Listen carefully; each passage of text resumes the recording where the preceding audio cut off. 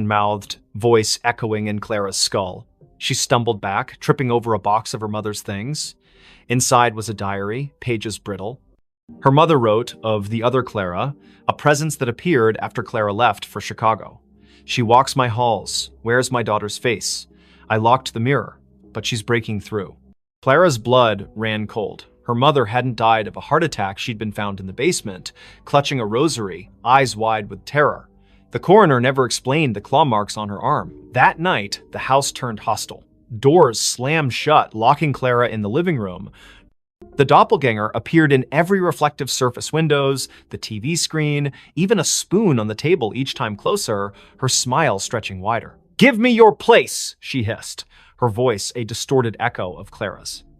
Desperate, Clara smashed the basement mirror, hoping to sever the connection. Shards flew, but the doppelganger laughed, her form coalescing from the fragments into a physical being. It lunged, cold fingers grazing Clara's throat. She fought back, shoving it into the trapdoor, which slammed shut. The house shook, walls cracking as if enraged. Clara fled, never looking back. She hitchhiked to Burlington, renting a motel room. But the nightmare followed. Her reflection in the bathroom mirror flickered, showing the doppelganger's face. On her phone, photos of Hollow Pines showed a house that wasn't there, an empty lot where 17 Birch Road should be. Weeks later, a new family moved into a vacant house on Birch Road. They found Clara's duffel bag, her sketchbooks, but no Clara. Neighbors whispered of a woman seen at dusk, sketching by the church, her smile too wide, her eyes too dark. When police searched, they found a trapdoor, a shattered mirror, and a diary warning of a house that steals souls, replacing them with something else. Clara was never found. But in Hollow Pines, they say she still walks, trying to come home to a house that was never hers. That night, the mirror started talking. The antique mirror arrived at the thrift store on a damp October morning in 2025, its gilded frame tarnished, its glass clouded like a cataract eye. Nora Blake, a 29-year-old artist with a penchant for salvaging broken things, bought it for $10. "It's got character," she told the cashier, ignoring the way his hands shook as he wrapped it.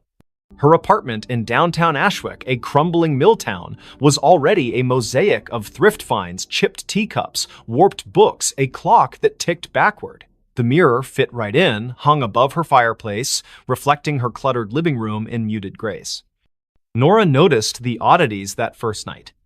While sketching at her easel, she caught a flicker in the mirror, not her reflection, but a shadow that darted out of sight.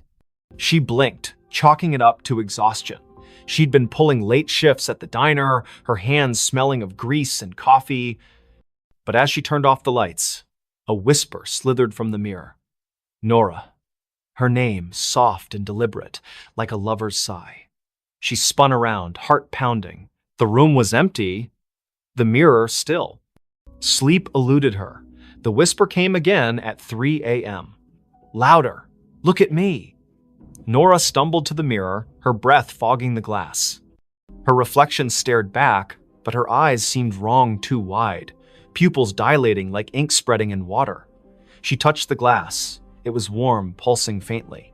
Stress, she muttered, unplugging every light and crawling back to bed.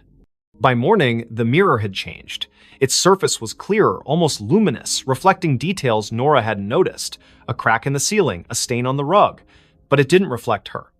Instead, it showed a woman who looked like Nora, same auburn hair, same freckles, but dressed in a high-collared gown, her expression hungry. "Stay with me," the woman mouthed, her voice echoing in Nora's skull. Nora covered the mirror with a sheet, but the whispers persisted, seeping through the fabric. "You're mine now."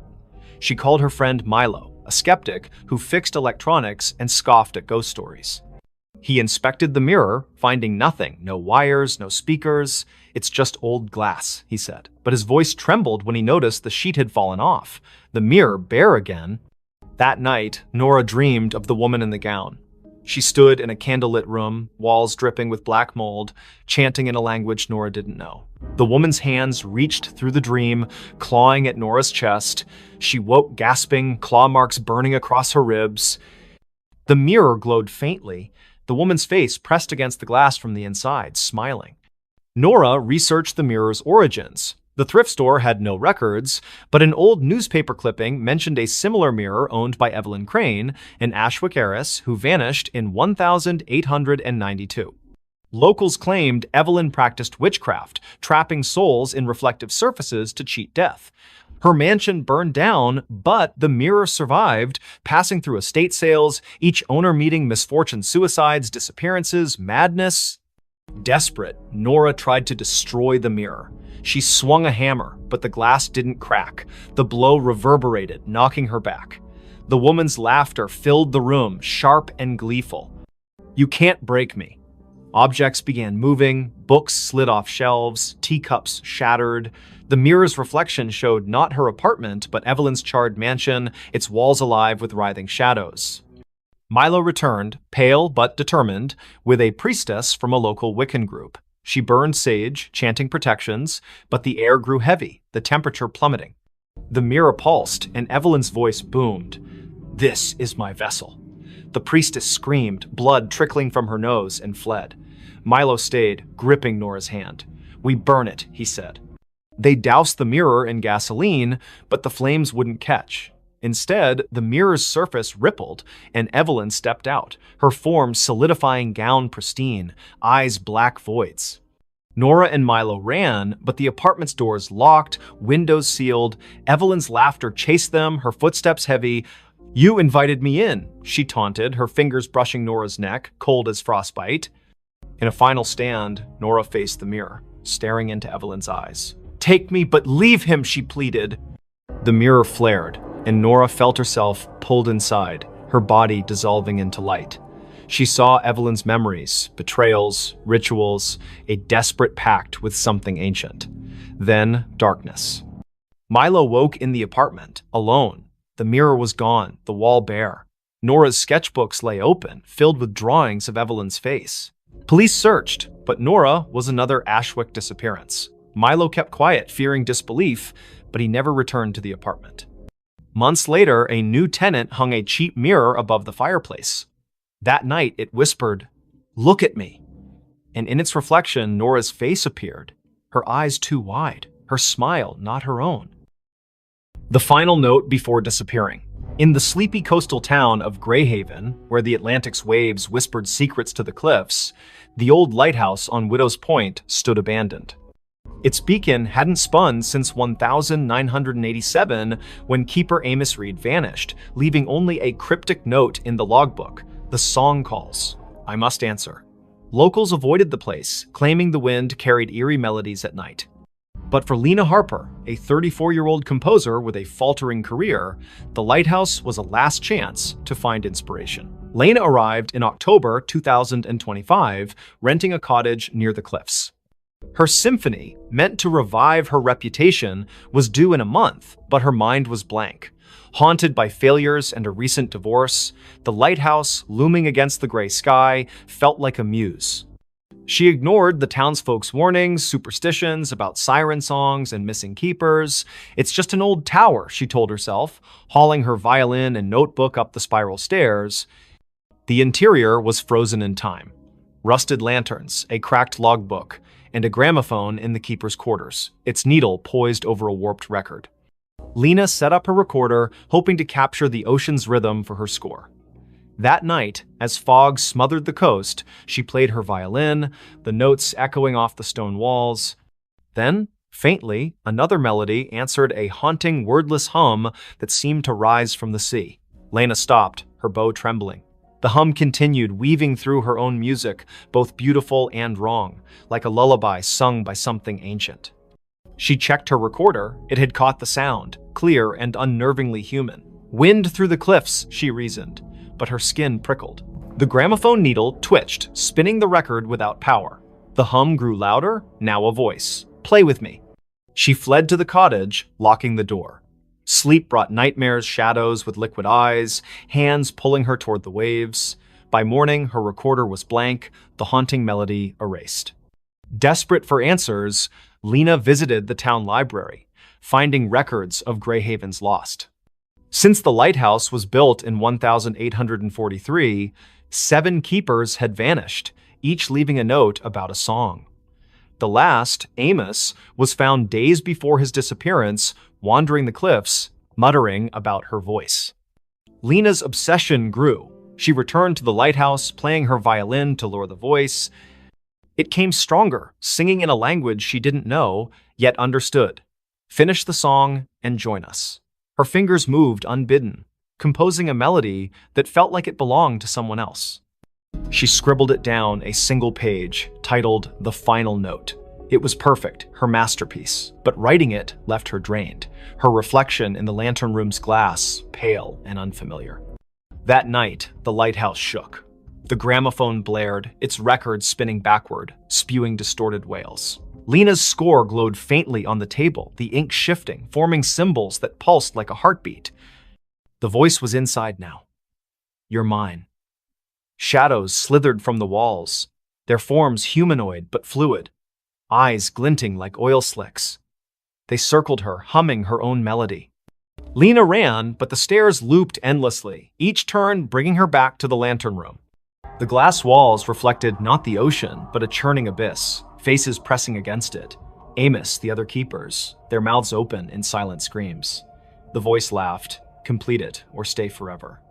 In a panic, Lena grabbed her score and tore it, scattering the pieces. The shadows shrieked, the lighthouse trembling as if in pain. The gramophone exploded, shards cutting her arms. She stumbled outside, collapsing on the cliffs. Dawn broke, the fog lifting, and the lighthouse stood silent, its door sealed as if never opened. Lena fled Greyhaven, her symphony unwritten. She burned her violin, moved inland, and swore never to compose again. But the melody lingered, humming in her dreams. Months later, a package arrived at her new apartment, no sender, no postmark. Inside was a single sheet of music, her handwriting titled The Final Note. The ink was wet, smelling of salt and decay. She called the Greyhaven sheriff, who sent a deputy to Widow's Point. The lighthouse was empty, the logbook untouched since Amos's note. But on the cliffs, they found Lena's recorder, playing a loop of her voice singing the haunting melody, though she hadn't returned. Her cottage was searched, her belongings were gone, replaced by a single note. The song calls. I answered. Fishermen avoid Widow's Point now. On stormy nights, they hear a violin over the waves, joined by a chorus of voices that never fade. The lighthouse remains dark, but some swear its beacon flickers briefly, illuminating a figure at the edge of the cliff, playing one final note before disappearing into the sea. The hiker saw something he wasn't supposed to see. The Appalachian Trail stretched like a vein through the dense forests of northern Maine, where the trees grew so thick they swallowed sunlight. Ethan Caldwell, a 28-year-old photographer with a taste for solitude, hiked its lesser-trodden paths in September 2025. His goal was simple: capture the untamed beauty of the wilderness for a freelance gig. His backpack held a Nikon, a journal, and enough supplies for a week.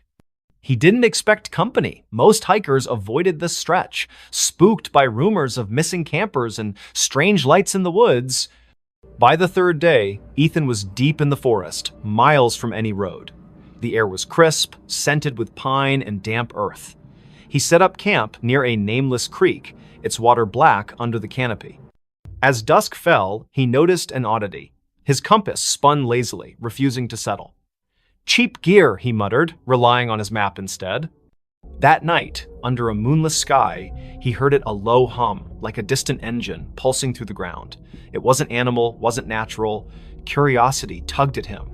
The next morning, Ethan followed the creek upstream, chasing the hum's source. His camera hung around his neck, ready to snap anything unusual. The forest grew denser, the trail vanishing into a tangle of roots and moss. Then he saw it, a clearing, unnatural in its perfection, as if the trees had been pushed back by an invisible force. At its center stood a structure, a stone arch, weathered and covered in glyphs that seemed to writhe under his gaze. It wasn't on any map, and Ethan had never read of ruins in this part of Maine. He raised his camera, snapping photos. The glyphs glowed faintly, a sickly green, though no light source explained it. The hum intensified, vibrating in his chest. Through the arch, the air shimmered like heat rising from asphalt, showing glimpses of a different forest darker, with twisted, leafless trees.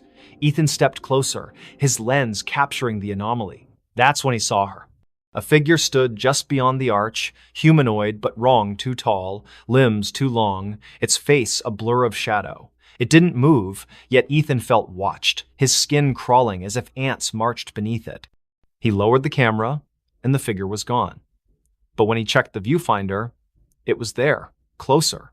Its face now a featureless void with pinprick eyes. His hands shook as he backed away, the hum now a deafening drone in his skull.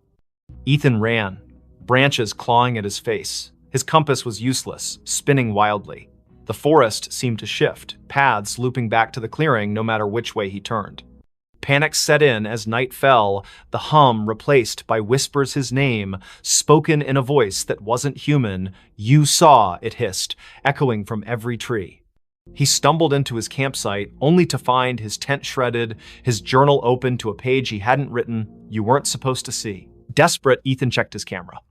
The photos of the arch were gone, replaced by images of himself hiking, sleeping, eating, taken from angles that meant someone or something had been watching him for days. The last photo showed him standing before the arch, the figure behind him, its long fingers brushing his shoulder. He hadn't felt a thing. He fled toward the nearest ranger station, 20 miles south, using the stars to navigate. But the forest fought him. Roots tripped him, shadows moved against the wind. At dawn, he found a stream and followed it, hoping for salvation. Instead, it led back to the clearing. The arch loomed larger now, the glyphs pulsing red. The figure stood within, motionless, its void face fixed on him. "Join us," the whispers urged, now a chorus. Ethan's legs buckled, his vision blurring.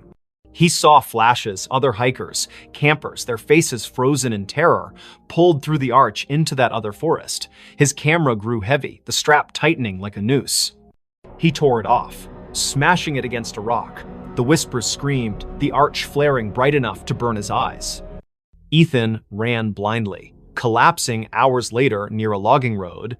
A trucker found him, incoherent, babbling about an arch and eyes in the dark. Rangers searched, but found no clearing, no structure. Ethan's camera was gone, his journal blank except for that one scrawled note. Doctors diagnosed exposure and trauma, but Ethan knew better. He moved to a city, avoiding forests, but the whispers followed, faint at first, growing louder each night. You can't unsee. Months later, a hiker found a single photo wedged in a tree on the Appalachian Trail, a grainy shot of Ethan standing before a stone arch, his face pale, eyes wide. Behind him, a figure loomed, its fingers on his shoulder. The hiker burned the photo, fearing it would follow him too. But in Greyhaven's bars, they still talk of the arch that appears to the lost, and the things that watch from the other side, waiting for those who see what they shouldn't. The phone rang, but it wasn't plugged in. In the small town of Coldwater, Maine, where winter clung to the streets like a bad memory, Sarah Klein moved into the old duplex on Sycamore Street in December 2025. She was 31, a graphic designer fleeing a toxic relationship and a city that felt suffocating. The duplex was cheap, its faded wallpaper and sagging floors a small price to pay for solitude. The landlord, a nervous man named Mr. Greeley, handed her the keys with a warning. "Don't mind the quirks, old houses creak." Sarah nodded, eager to unpack and start over. The first quirk appeared on her second night. She was sorting boxes in the living room when the phone rang, a shrill, brassy jangle from an ancient rotary phone on the kitchen counter. Sarah froze. The phone's cord dangled unplugged, its end frayed and caked with dust. She approached it, the ringing growing louder, insistent. Hesitating, she lifted the receiver. Static crackled. Then a voice, low, garbled, neither male nor female, whispered, "You're not supposed to be here." The line went dead, the phone cold in her hand. Sarah checked the cord again. No outlet, no connection. She laughed nervously, blaming stress. She'd been sleeping poorly, haunted by dreams of her ex's voice echoing in empty rooms. She unhooked the receiver and placed it in a drawer, determined to ignore it, but the next night it rang again, the sound muffled from inside the drawer. Sarah's heart thudded as she opened it. The receiver was back on the cradle, the phone unplugged. "Leave," the voice hissed when she answered. Sharper this time, like it was closer. She called Mr. Greeley, who chuckled uneasily. That old thing? Been dead for years, probably faulty wiring. He promised to send an electrician, but no one came. Sarah tried to focus on work, sketching logos on her tablet, but the phone rang every night at 3:13 a.m., each call more menacing. "Get out, or stay forever," it warned, the static now laced with faint screams. She stopped answering, but the ringing grew louder, vibrating through the walls. Desperate, Sarah dug into the duplex's history. The town library's archives revealed a grim past. In 1974, the previous tenant, Margaret Hale, vanished after neighbors reported hearing her scream during a storm. Her belongings were found untouched, except for a rotary phone unplugged with a note beside it. "It won't stop." Other tenants had fled over the decades, citing noises and bad feelings. A man in 1992 claimed the phone spoke his name before he disappeared. Sarah's dreams worsened. She saw Margaret, pale and eyeless, standing in the kitchen, dialing the rotary phone with skeletal fingers. In the dreams, the walls bled, and the voice from the phone chanted, "Join us." Waking, Sarah found scratches on her arms, as if she'd clawed herself. She bought a new phone, a modern cordless one, but it too rang at 3:13 a.m., unplugged, spitting the same garbled voice. She tried to leave, packed a bag, booked a motel, but the duplex's doors wouldn't open, locks jammed, windows stuck, her car keys vanished, reappearing on the kitchen counter beside the rotary phone.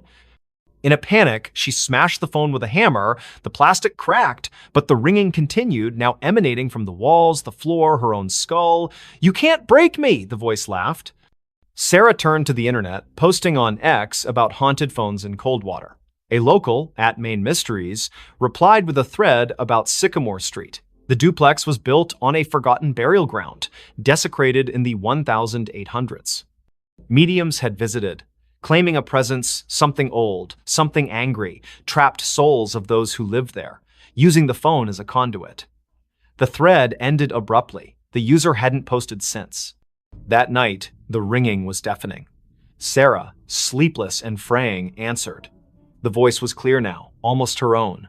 "Look behind you." She spun, seeing nothing but shadows. But in the hallway mirror, a figure stood Margaret, her face a rotting mask, her hands reaching through the glass. Sarah screamed, dropping the receiver. The lights flickered, and the air grew heavy, smelling of wet earth and decay. She barricaded herself in the bedroom, but the walls pulsed, whispering her name. The phone, shattered, reassembled itself on her nightstand, ringing relentlessly. In a final act of defiance, Sarah burned sage, chanting prayers she half remembered from childhood. The ringing stopped, replaced by a howl that shook the duplex. The mirror cracked, and Margaret's form lunged, cold fingers grazing Sarah's throat. Sarah blacked out. She woke at dawn, sprawled on the kitchen floor, the phone silent, its cord still unplugged. The doors opened easily now. She fled, leaving everything behind. The motel clerk in the next town swore she checked in alone, but Sarah felt watched, the voice's echo lingering in her ears. Weeks later, a new tenant moved into the duplex. They found a rotary phone, pristine, on the counter. That night, it rang, unplugged, whispering a new name. In Coldwater, they don't talk about Sycamore Street anymore. But those who pass the duplex at 3:13 a.m. hear it, a faint brassy jangle, and a voice that begs, "Answer me." They dug up the backyard. In the quiet suburb of Elmwood, where picket fences and manicured lawns defined normalcy, the Hargrove family moved into 23 Oak Lane in the spring of 2025. The house was a steal, a charming craftsman with a sprawling backyard, snapped up after the previous owners vanished without a trace. Jenna Hargrove, a single mother of 37, saw it as a fresh start for her and her 12-year-old son, Lucas. The realtor glossed over the prior owner's disappearance, blaming financial troubles. Jenna, eager to escape her own past, didn't press. The backyard was Lucas's favorite part. Overgrown with wildflowers and shaded by an ancient oak, it begged for exploration. He wanted to build a treehouse, so Jenna hired a local landscaper, Mr. Polk, to clear the tangle of weeds and level the ground. Polk, a grizzled man with eyes like chipped flint, hesitated. Folks say this yard's bad luck, he muttered, glancing at the oak. Last owners dug here. Never seen again. Jenna laughed it off small-town gossip. The digging began on a Saturday, the air thick with the scent of turned earth. Lucas watched from the porch, sketching the oak in his notebook. Polk's crew unearthed roots and rocks, but by noon, they hit something hard. A metallic clang echoed as a shovel struck a rusted box the size of a small coffin, buried 3 feet down. Polk pried it open, revealing a collection of bones, human, weathered, and arranged in a spiral. A cracked locket lay at the center, its photo faded but showing a woman with hollow eyes. Jenna called the police. Sheriff Tate arrived, his face grim. Not the first time, he said, bagging the bones. He wouldn't elaborate, but Lucas overheard him whisper to a deputy about the Oak Lane curse. The bones were sent for analysis, and digging stopped. That night, the house felt different. The air was heavy, the silence oppressive. Lucas woke to scratching beneath his bedroom floor, like nails clawing wood. Mice, Jenna reassured him, but her voice wavered. The next day, Lucas found his sketchbook open to a new drawing, not his. The oak was depicted, its branches twisting into faces, their mouths open in silent screams. Jenna, pale, insisted it was a prank, but Lucas noticed her hands trembling. That evening, the backyard changed. The wildflowers wilted, their petals blackening. The oak's shadow seemed to stretch too far, pooling like ink across the lawn. At midnight, the scratching returned, now from the backyard. Lucas peered out his window and froze. The oak's branches swayed, though no wind stirred. Figures moved in the shadows, vague, humanoid shapes that flickered like bad film reels. He woke Jenna, who saw nothing but felt a chill that wasn't there before. We're leaving tomorrow, she promised. But the car wouldn't start in the morning, its battery drained. Sheriff Tate returned with news. The bones were over a century old, likely from a family that lived on the land in the 1870s. They'd vanished after digging a well under the oak, leaving behind rumors of a deal with something in the earth. The locket's photo matched a missing woman, Eliza Marrow, rumored to have practiced rituals to bind the land. Tate warned Jenna to stay out of the backyard, but Lucas couldn't resist. He sneaked out at dusk, drawn to the oak. The ground where the box was found had shifted, forming a shallow pit. Inside, the locket lay again, open, its photo now clear Jenna's face, not Eliza's. Lucas screamed, dropping it, the ground pulsed, and a voice whispered from the pit, "You dug too deep!" Jenna found him, dragging him inside. The house locked itself, doors jammed, windows sealed. The scratching became a pounding, shaking the walls. Shadows oozed from the floorboards, forming shapes with too many limbs, their eyes glinting like wet stones. "Give us the boy," they hissed, their voices a chorus of gravel and wind. Jenna clutched Lucas, barricading them in the bathroom. She burned sage, a trick from her grandmother, but the smoke curled into symbols matching those on the locket. The shadows laughed, their forms pressing against the door. In desperation, Jenna grabbed a kitchen knife and carved a circle around them, chanting half-remembered prayers. The pounding stopped, but the air grew colder, the shadows retreating to the backyard. At dawn, the doors opened. Jenna and Lucas fled to a motel. Sheriff Tate searched the house, finding nothing. No locket, no pit, just fresh dirt under the oak, as if untouched. The Hargroves never returned. The house was sold again to a young couple who ignored the rumors. They started digging for a garden, and the oak's shadow grew longer. Weeks later, a neighbor reported screams from 23 Oak Lane. Police found the couple's car running, doors open, but no trace of them. In the backyard, a new locket lay under the oak, its photo showing Lucas, his eyes hollow. At night, Elmwood residents hear scratching from the earth, and those who pass the house swear the oak's branches move, reaching for something only they can see. The smile in her last photo. In the sleepy town of Willow Creek, nestled between rolling hills and a sluggish river, Mia Reynolds was known for her photography. At 27, she had a knack for capturing the soul of her subjects' families, weddings, even the town's annual fair. Her studio on Main Street was cluttered with vintage cameras and Polaroids pinned to corkboards. But in November 2025, Mia took a photo that would haunt Willow Creek forever. It started with a commission from the town's historical society.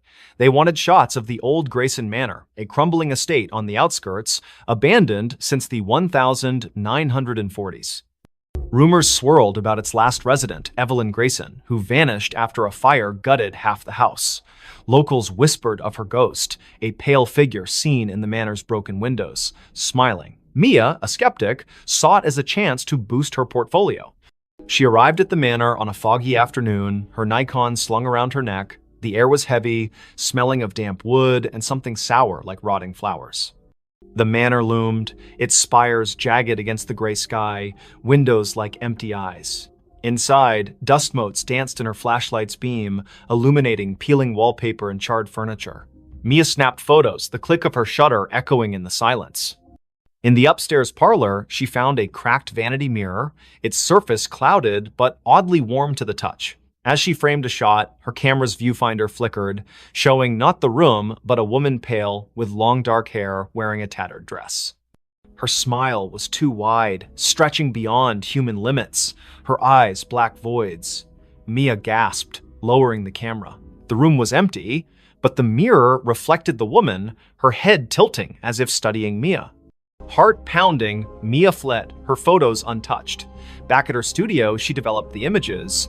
Most were normal, dusty rooms, broken stairs, but the last photo, taken in the parlor, showed the woman standing behind Mia, her smile splitting her face. Mia's own reflection in the photo was wrong, her eyes wide with terror she didn't remember feeling. She burned the print, but the image lingered in her mind, that smile searing itself into her dreams. That night, her studio phone rang, though the line had been disconnected for months. Static crackled, followed by a voice, soft, feminine, giggling, "You saw me." Mia yanked the cord from the wall, but the ringing continued, now from her cell phone, then her laptop, then nowhere, and everywhere.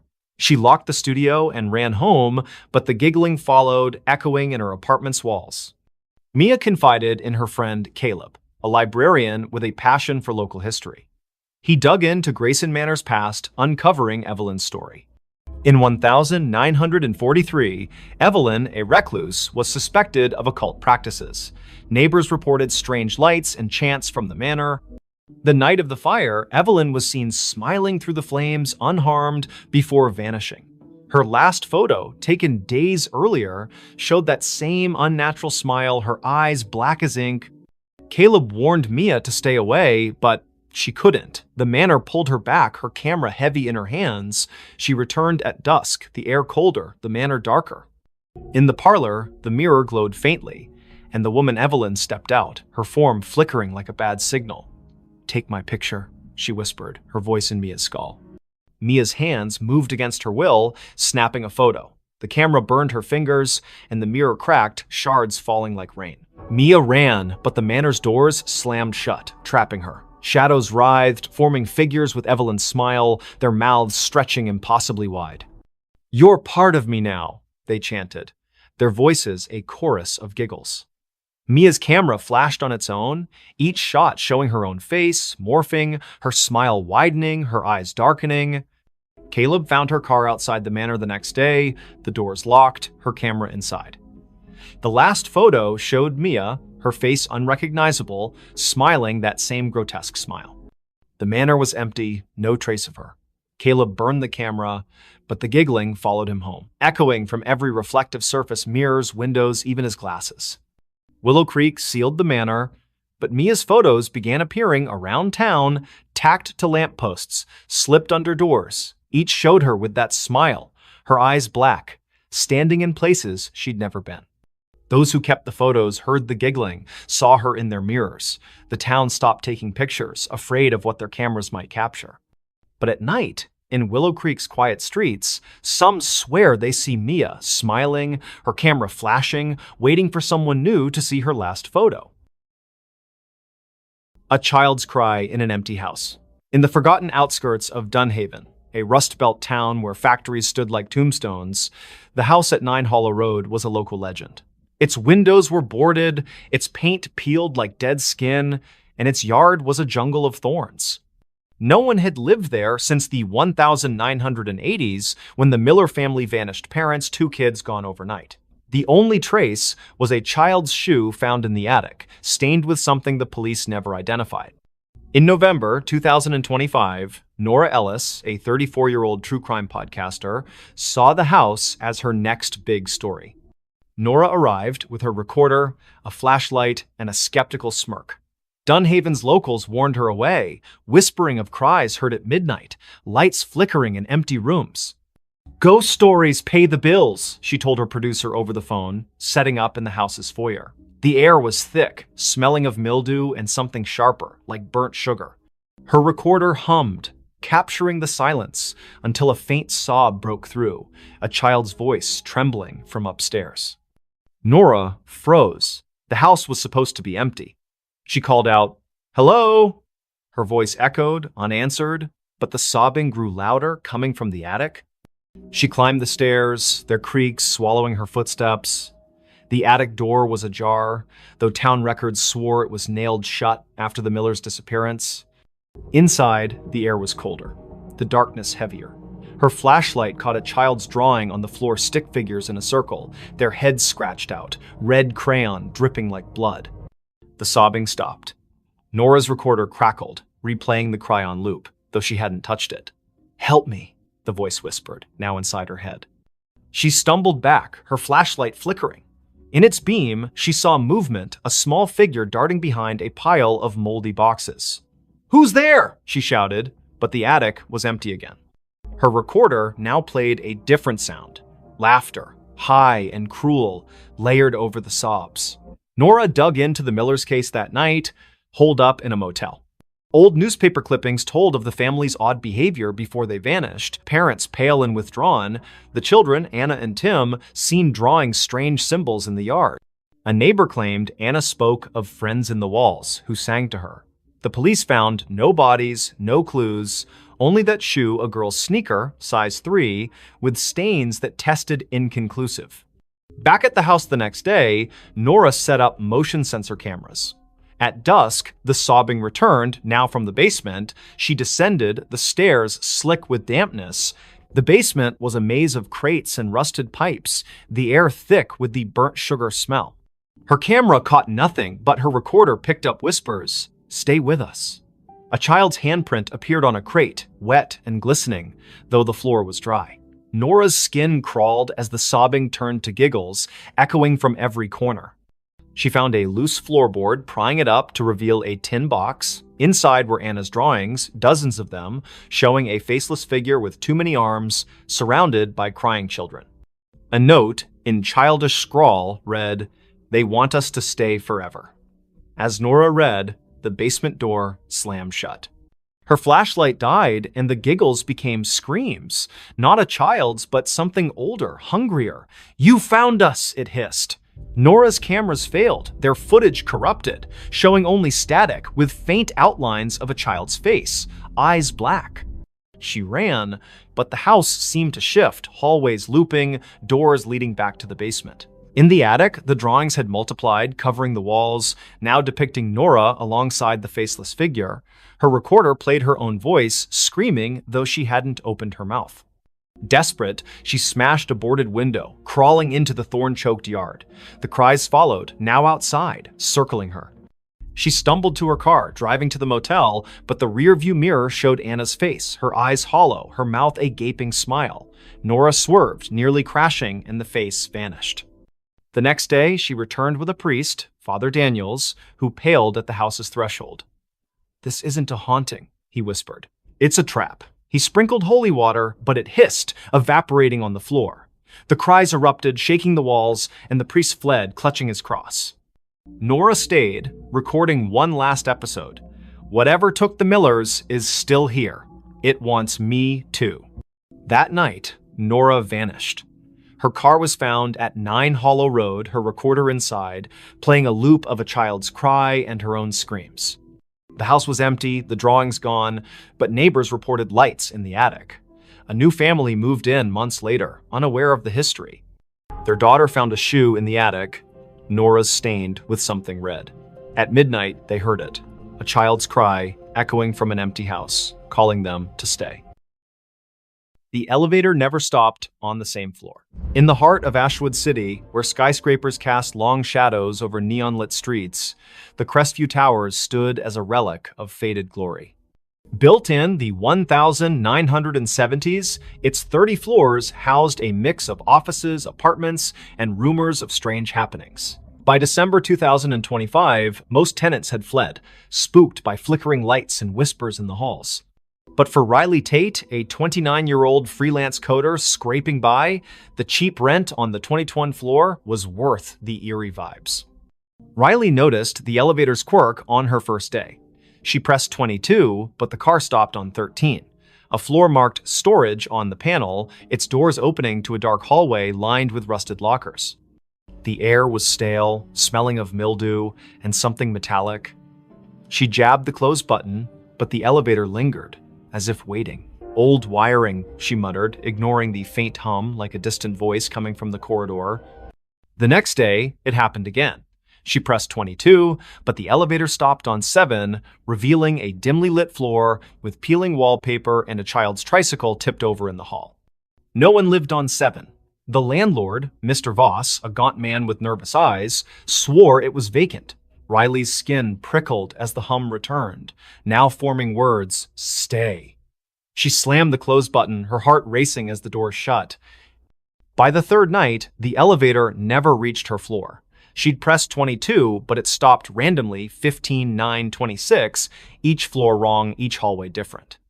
Floor 15 had mirrors lining the walls, reflecting not Riley, but a pale figure with her face, eyes black and unblinking. Floor 9 smelled of ash, its walls scorched, with claw marks gouged into the plaster. Floor 26 was freezing, its windows frosted over, showing a city skyline that wasn't Ashwood's jagged alien under a red sky.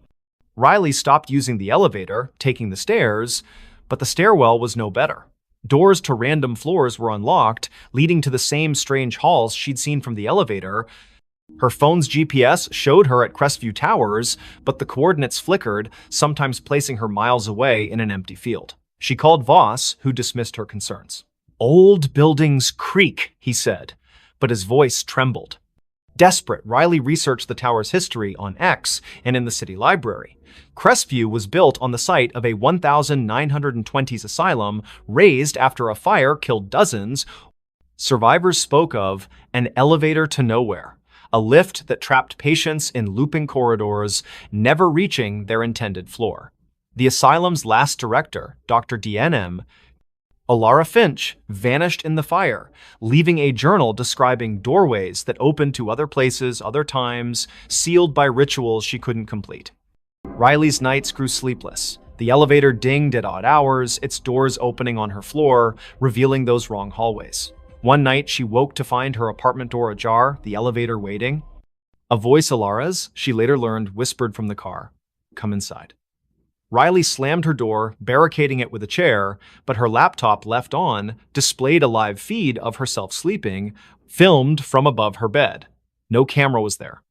She confronted Voss, who paled at the mention of the elevator. "It's her," he whispered, eyes darting. "Alara, she never left." He admitted the tower was built to contain something, a rift, opened by the asylum's experiments that bled into reality. The elevator was its anchor, moving not just between floors, but between worlds. Tenants who rode it too long vanished, their names erased from leases, their apartments empty. Riley tried to leave, but her key wouldn't turn in the lock. The elevator dinged, doors open, revealing a hallway of endless mirrors, each showing Alara's face, pale, smiling, her eyes voids. "Ride with me," she whispered, her voice in Riley's head. Riley ran to the stairwell, but it looped back to the elevator, the car waiting like a predator. In a final stand, Riley entered the elevator, clutching a knife. She pressed every button, hoping to break the cycle. The car lurched, stopping on no floor marked on the panel. The doors opened to a void black, endless, filled with whispers. Alara stood there, her form flickering, her hands reaching. Riley slashed wildly, the knife passing through air, but the elevator shook, sparks flying, the doors shut, and the car plummeted. Riley woke in her apartment, the elevator silent, her knife was gone, her hands bloodied. She fled Crestview Towers, never returning. The landlord reported her missing, but her apartment was empty, her name gone from the lease. Months later, a new tenant rode the elevator to 22. It stopped on 13, the doors opening to a hallway where Riley stood, her eyes black, whispering, "Stay." The elevator still runs in Crestview Towers, never stopping on the same floor twice. Tenants avoid it, but some nights it calls, its ding echoing through empty halls, inviting the unwary to ride where no one returns. Knock from the invisible. In the remote village of Thornwick, nestled deep in the fog-drenched valleys of upstate New York, the old Whitaker cottage stood alone at the edge of Blackthorn Woods. Its clapboard walls sagged and its windows were clouded with grime, yet it drew Clara Wren, a 32-year-old writer seeking solitude to finish her novel. In January 2026, she rented the cottage, ignoring the locals' warnings about its history. "People don't stay long," the grocer said, his eyes darting to the woods. "It knocks, and then it takes." Clara dismissed it as folklore. The cottage was perfect, isolated, cheap, with a stone fireplace and a view of snow-laden pines. She unpacked her laptop, notebooks, and a thermos of coffee, settling into a rhythm of writing by day and stoking the fire by night. But on her third night, as a storm howled outside, she heard it, 3 sharp knocks on the front door. The sound was deliberate, heavy like a fist on wood. She froze, her pen hovering over the page. The door was locked, the windows shuttered. She called out, "Who's there?" No answer. The wind screamed, but the knocks came again, 3, slow, from the door. Clara grabbed a flashlight and peered through the peephole. Nothing but swirling snow. She opened the door, heart pounding, but the porch was empty, the snow undisturbed, no footprints, no tracks. The knocks returned the next night, now from the bedroom wall. 3, always 3. Rhythmic and insistent. Clara checked every inch of the cottage attic, crawl space, even under the floorboards. Nothing. Her phone had no signal, the Wi-Fi dead. She drove to town, asking about the cottage's past. The librarian, an elderly woman named Mrs. Hale, paled. "The Whitakers," she whispered. "They built it in 1890. All 5 vanished by 1893. Neighbors heard knocking before each one disappeared. They called it the Invisible." Clara scoffed but bought salt and sage, sprinkling the former around doors and burning the latter, as Mrs. Hale suggested. That night, the knocks moved to the ceiling, louder, shaking dust from the beams. "Let me in," a voice whispered, soft and genderless, seeping from the walls. Clara's flashlight caught movement, a shadow darting across the room, formless yet heavy like a weight in the air. She screamed, barricading herself in the bathroom, but the knocks followed, now inside the mirror, the glass rippling like water. She found a diary under a loose floorboard the next day, its pages brittle, written by Eliza Whitaker. "The invisible comes at night," it read. "It knocks to be let in, but it's already here. It wants a vessel." The last entry was scrawled, "I let it in. God forgive me." Clara's hands shook. The diary mentioned a ritual salt and blood to banish it, but warned of a cost. It takes what you love most. That evening, the knocks were everywhere. Walls, windows, even her laptop screen. The air grew thick, smelling of wet earth and decay. Clara's flashlight died, and the fire dimmed, casting shadows that moved against the light's logic. She poured salt in a circle, pricking her finger to drip blood, as the diary instructed. The knocks stopped, replaced by a wail that shook the cottage, windows cracking. The shadow coalesced, a formless mass with eyes like burning coals hovering outside her circle. "You can't keep me out," it hissed, its voice in her skull. Clara chanted the ritual's words, her voice breaking. The shadow lunged, but the salt flared, repelling it. The cottage trembled, beams groaning as the shadow screamed, dissolving into the floor. Silence fell, heavy and wrong. Clara fled at dawn, leaving everything: laptop, clothes, her unfinished novel. She drove to a motel, but the knocks followed, faint at first, tapping her car's dashboard, then her motel mirror. She burned the diary, hoping to sever the tie, but the ashes formed 3 knocks on the table. Her phone, offline, played a recording of her own voice. "Let me in." Thornwick's sheriff searched the cottage, finding no trace of Clara.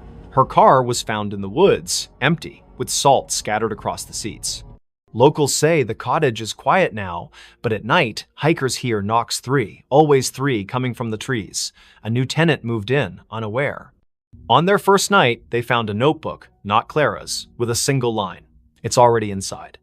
By morning, they were gone, and the knocks began again, waiting for the next to answer. The woman smiled at her own grave.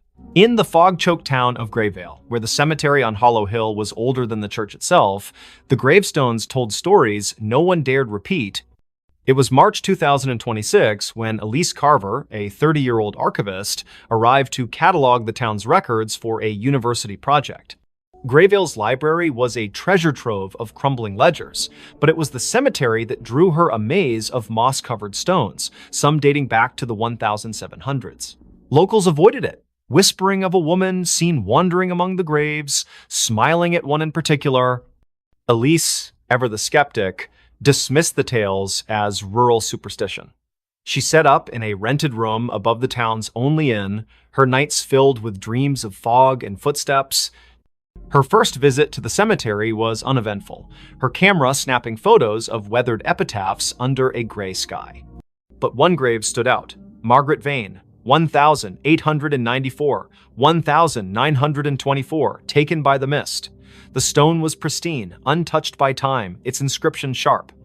Elise's fingers brushed it, and a chill sank into her bones, though the air was still. That night, her photos wouldn't load. The camera's screen flickered, showing not the cemetery, but a woman pale, with dark hair and a smile that stretched too wide, standing before Margaret's grave.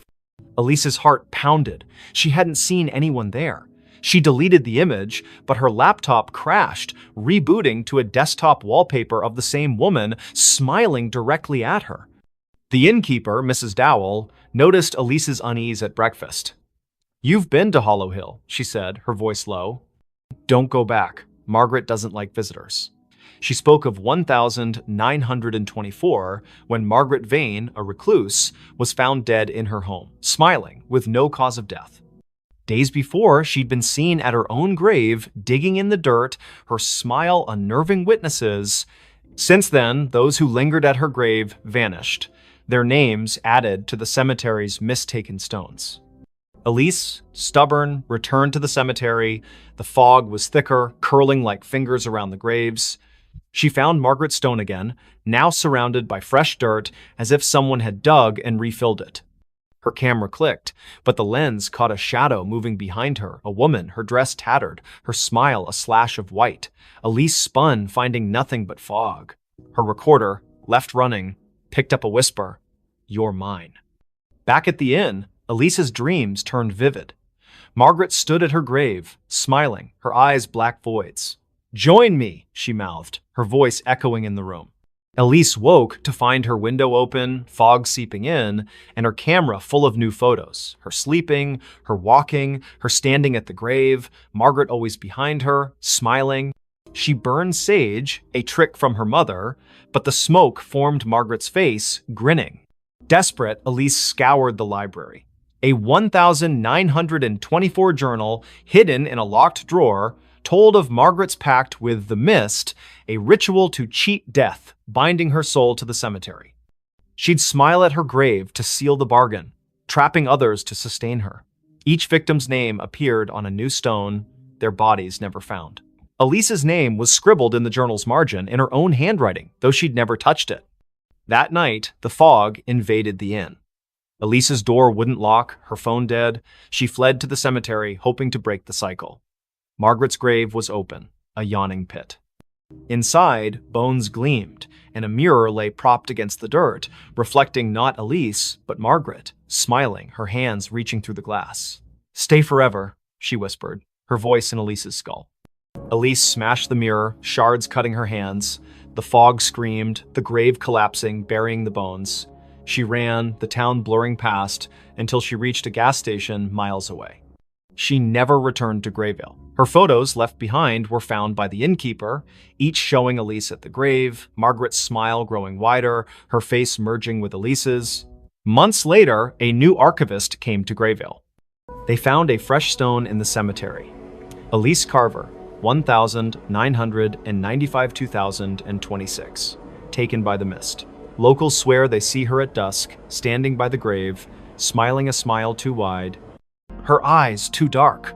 The fog rolls in thicker now, and those who linger hear a whisper, "Join me."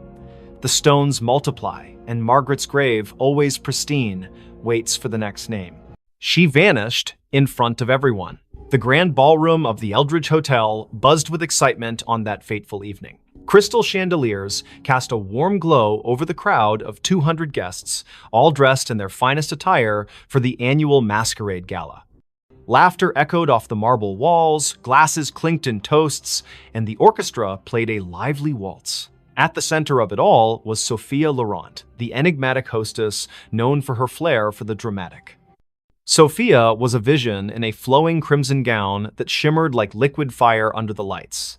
Her mask, adorned with feathers and jewels, concealed her eyes but not her radiant smile. She was a socialite, a philanthropist, and rumor had it, a woman with secrets deeper than the ocean. "Tonight," she announced from the stage, her voice silky and commanding, "I shall perform a feat that will leave you breathless, a vanishing act right before your eyes."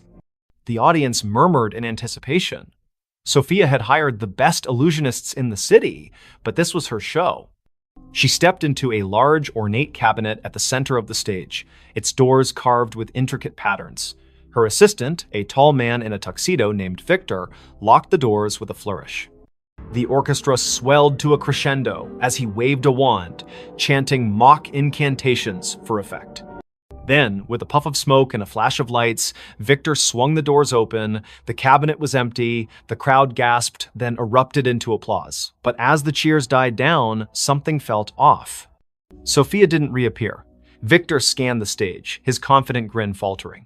"Ladies and gentlemen, a round of applause for Sophia," he called, but there was no sign of her. Minutes turned into hours. The party ground to a halt as guests searched the ballroom, the hallways, even the gardens outside. Police were called, statements taken. She just vanished. One guest stammered to Detective Harlan Reed, who arrived with his notepad and a skeptical frown. Harlan had seen his share of pranks and publicity stunts, but this felt different. No trapdoors, no hidden compartments. The stage had been inspected thoroughly. Harlan interviewed Victor first. It was supposed to be a simple illusion, the assistant insisted, sweat beading on his forehead. She steps into the cabinet, slips out the back through a panel, and hides in the wings. But when I checked, she wasn't there. The panel was still sealed. Next was Sophia's best friend, Elena, who clutched a champagne flute like a lifeline. Sophia was acting strange all week. She kept talking about escaping the illusions of life. I thought it was just her poetic nonsense, but last night she gave me this. Elena handed over a small antique locket. Inside was a faded photograph of a woman who looked eerily like Sophia, dated 1923. Harlan's interest piqued. He delved into Sophia's background. Born into wealth, she had traveled the world, collecting oddities, ancient artifacts, books on the occult. Her mansion was filled with mirrors that seemed to reflect impossible angles, clocks that ran backward. Whispers among her staff spoke of nights when shadows moved on their own. As the investigation deepened, Harlan uncovered a family legend. Sophia's great-grandmother, Isabelle Laurent, had vanished in 1923 during a similar gala at the same hotel. Witnesses swore she stepped into a mirror and never came out. The case was unsolved, dismissed as a hoax, but Sophia had been obsessed with it, spending fortunes on psychics and historians. That night, Harlan returned to the ballroom alone. The lights were dim, the stage empty. He approached the cabinet, running his fingers over its carvings. They depicted swirling portals, figures dissolving into mist. On impulse, he opened the doors and stepped inside. The air grew cold, a whisper brushing his ear. "Find me." He spun around, but the doors had shut. Panic surged as the world blurred. When he burst out, the ballroom looked different. Dustier, the chandeliers tarnished. A newspaper on the floor read, 1923 Gala Mystery. Hostess disappears. Harlan's heart raced. This wasn't possible. He rushed to the mirror at the back of the stage, the same one from the old photographs. In its reflection, he saw not himself, but Sophia, her hand outstretched. The veil is thin here, her image mouthed silently. I've been waiting. Sophia's vanishing wasn't an act, it was a curse. The Laurent women were bound to a temporal loop, pulled into echoes of the past during moments of high emotion. Isabel had discovered it first, trying to break free but trapping herself. Sophia, learning the truth, had orchestrated the gala to draw attention, hoping someone would follow. Harlan reached toward the mirror, his fingers passing through like water, reality warped. He emerged in 1923, face to face with Isabel, who gasped. "You're from the future?" she asked. Together, they pieced it together. The cabinet was no ordinary prop, it was a relic from an ancient cult designed to bridge timelines. To escape, one had to anchor themselves with a personal token, the locket. Harlan, with Elena's locket in hand, chanted the incantation inscribed inside. A vortex opened, pulling him back, but he wasn't alone. Sophia materialized beside him, gasping for air, her gown disheveled. Back in the present, the crowd had dispersed, but Elena waited. Sophia embraced her friend, tears streaming. "I saw it all, the past, the echoes. I almost didn't make it back." The police called it a hoax, but those who knew the truth kept silent. Sophia retired from the spotlight, donating the cabinet to a museum with a warning. Some illusions are doors best left closed. Yet, on quiet nights, guests at the Eldridge swear they see a woman in crimson vanishing into mirrors, a reminder that some mysteries defy explanation. And Harlan? He carries the locket always, just in case. That voice never stopped. In the quiet suburb of Willow Creek, where maple trees whispered secrets to the wind, lived Emily Carter, a 32-year-old librarian with a penchant for forgotten novels and herbal tea. Her life was orderly books, shelved by genre, days mapped out in planners until the voice began. It started subtly, one rainy afternoon in her attic apartment. Emily was sorting through old vinyl records when a soft murmur echoed in her mind. Turn left at the corner. She froze, glancing around the empty room. No radio, no neighbors audible through the thin walls. Shaking it off as fatigue, she continued her day. But the voice persisted. That evening, as she walked home from the library, it whispered again. Cross the street now.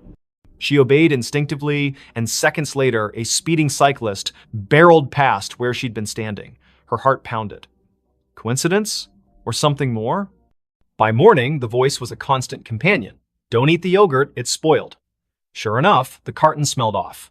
Call your sister, she needs you. Emily dialed, and her sister Sarah answered in tears, her job lost, spiraling into despair. The voice guided Emily through comforting words, turning the call into a lifeline. At first, Emily embraced it. Guardian angel, she joked to herself, researching auditory hallucinations online. But doctors found nothing wrong. No tumors, no schizophrenia markers. Stress-induced, one psychiatrist said. Yet the voice grew bolder, more insistent. Go to the park at dusk, bench by the fountain.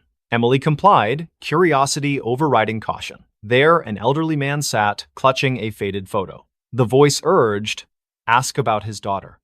The man, Mr. Harlan, poured out his story, a child lost decades ago in a hit and run.